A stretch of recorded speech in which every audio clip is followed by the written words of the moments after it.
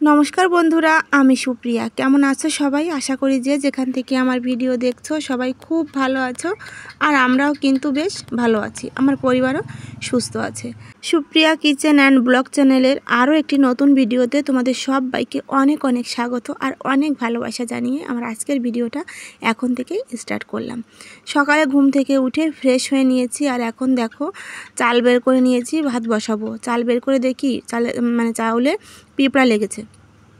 যাই হোক, এখন সব চাল তো আর ঝাড়া সম্ভব নয়, তাই অল্প কিছু চাল বের করে এখন আমি ঝেড়ে নিচ্ছি। তারপর ভাত বসিয়ে দেব। আর এদিকে দেখো ভাতটা কিন্তু আমি বসিয়ে দিয়েছি। আর এদিকে দেখো আমাদের বাড়িতে যে কাকারা ধান মাড়াই করেছে, কাকারা যে এখন ধান পরিষ্কার করছে। এটাকে বলি আমরা ধান কি বলি, বীরবাও দেওয়া। অনেকে অনেক কিছু বলে, বীরবাও দেওয়া, আবার কেউ বলে ধান বোলনো। যাই হোক, গ্রামে কিন্তু এভাবেই ধানগুলো পরিষ্কার করা হয় আর তারপর বস্তা ভরে রেখে দেওয়া হবে। দেখতে কিন্তু ভালোই লাগে, কিন্তু সকাল সকাল এগুলো দেখলে তো আর হবে না, এনাদের জন্য তো রান্না করতে হবে, তাই না? এদিকে দেখো আমি বসিয়ে দিয়েছি ডালটা কিন্তু আমার সেদ্ধ হয়ে গেছে। এখন আমি ডালটা একটু ঘুটে দিয়ে তারপর জল দিয়ে দেব। মুসুর ডাল রান্না করব আম দিয়ে। আর দেখি কি রান্না করি। ডালটা এখন আমি ভালো করে ঘুটে তারপর জল দিয়ে দেব। আর আমার দুটো চুলো তো, দুই সাইডে দুটো কিন্তু রান্না বসানো যায়, তাড়াতাড়ি হয়ে যায়। এই সাইডে দেখো বসিয়ে দিয়েছি ভাতটাও কিন্তু ফুটে গেছে। আর একটু ফুটে যাওয়ার পর তারপর আমি মাঠটাও গেলে নেব। আর এবার দেখো ডালটা কিন্তু আমি নামিয়ে নিয়েছি, রান্না কমপ্লিট, ডাল রান্না। আর এই কড়াইতে আমি কুমড়ো ভাজি বসিয়ে দিয়েছি। তার আগে যেন একটা কি রান্না করেছি, এই জন্য কিন্তু মাছ ভাজি করেছি হয়তো, এই জন্য দেখো এই যে কড়াইতে একটু লেগে গেছে, কোনো ব্যাপার না। কুমড়োটা ভাজি করে নিয়ে তারপর বাকি যে রান্নাগুলো আছে সেগুলোও করে নেব। এদিকে রান্না করছি আর এদিকে মাকে বললাম পাকা পাকা যে সবেদাগুলো আছে সব বের করে একটা গামলায় করে রাখেন। এখন দেখো এই যে মা বড় বড় সবেদাগুলো কিন্তু সব পেকে গেছে দেখো। আর কি বলবো, এত মিষ্টি এই সবেদাগুলো খেতে, কি বলবো তোমাদের, আর খুব মিষ্টি।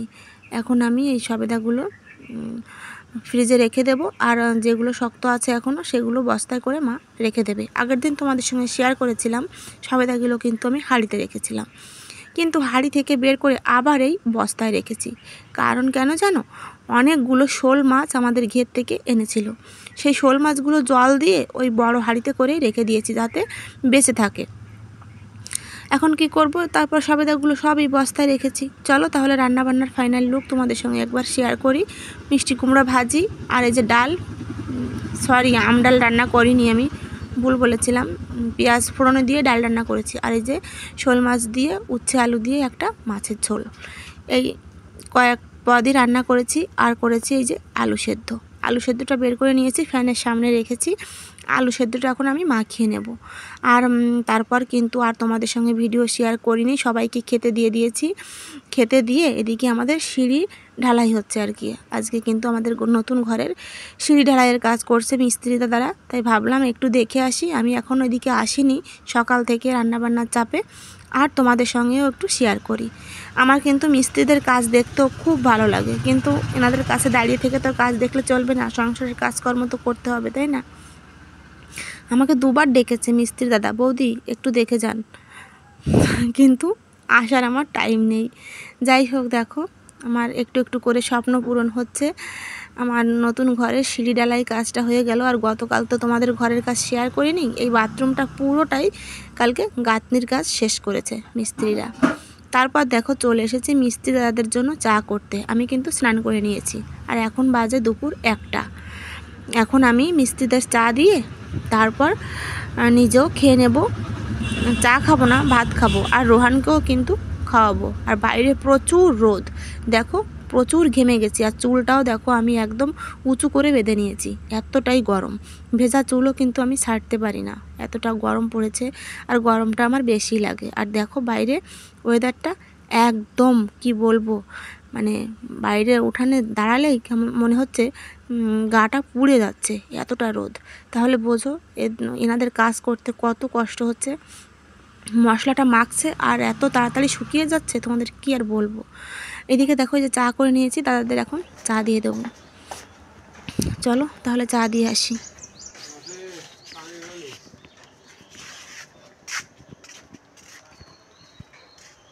মামা এই যে চা।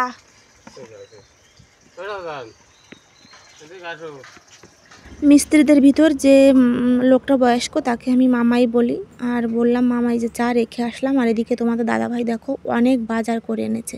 কারা আসবে আমার বাড়ি বলো? এই যে দেখো পাবদা মাছ, অনেকগুলো পাবদা মাছই আমি আনতে বলেছিলাম।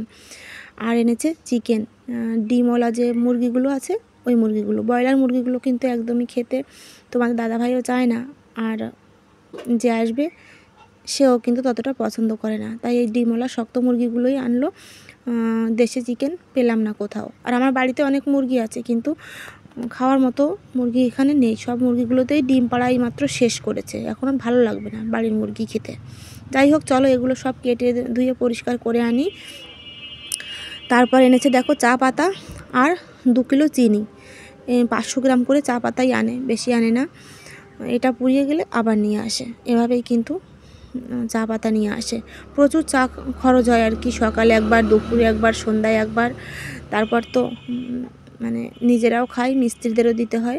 এই যে দেখো মাছ কিন্তু কেটে নিয়ে চলে এসেছি, মাংসটাও কেটে ধুয়ে নিয়েছি। এখন আমি এগুলো সব ফ্রিজে রেখে দেব, কারণ যিনি আসবে তিনি কিন্তু কালকেই আসবে, আজকে নয়। কিন্তু আমার বাড়িতে অনেক লোক, কাজের চাপটা একটু বেশি পড়ে যাবে, এই কারণে কিন্তু আজকেই আমি সব কাজগুলো এগিয়ে রাখছি। মশলাও কিন্তু আমি ব্লেন্ডারে গুঁড়ো করে রেখে দিয়েছি, যাতে কালকে আমার কাজের চাপ একটু হলেও কম হয়। আর এতে দেখো গামলায় করেই কিন্তু রেখেছি। 4 কিলো মুরগি এনেছিল, কাটা কুটার পরে ধরো এখন 3.5 কিলোর মতো আছে। 500 গ্রামই নয় বাদ দিলাম।